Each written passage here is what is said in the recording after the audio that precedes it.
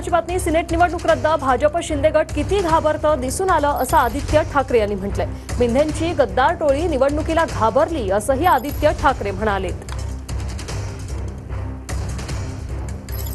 नेमकं ट्विटमध्ये काय म्हटलंय पाहूया। पदवीसाठी मुंबई विद्यापीठाची सिनेट निवडणूक रद्द केल्याने भाजप आणि बेकायदेशीर मिंधे संघटना किती घाबरले आहेत हेच दिसलं।